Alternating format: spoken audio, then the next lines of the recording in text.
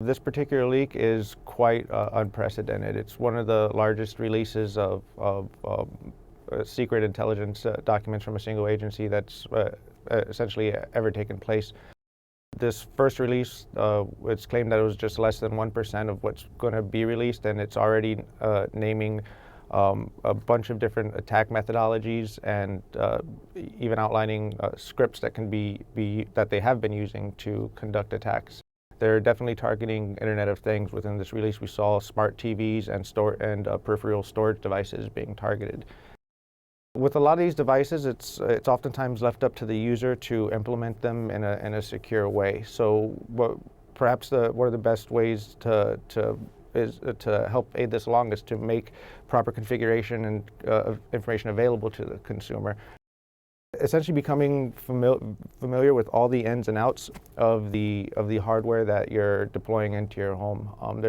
There's oftentimes a trade-off of convenience for privacy, and that's oftentimes baked into the functionality of the product or the terms of service. And it's these types of releases that will essentially, it's going to force people to start rethinking that and truly examining and thinking about the capabilities of what the intended functions of the devices are, and if they can go beyond it, which, as we're seeing, they can, and it is actively being exploited more than just hackers and crime groups. We see state-sponsored actors getting in on the action.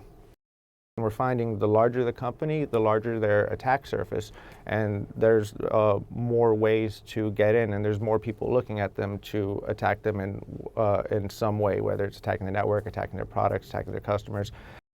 10 years ago, it was all malware would target Windows machines. That was the primary attack, and nowadays we're seeing changes from the Mac OS operating systems being targeted more.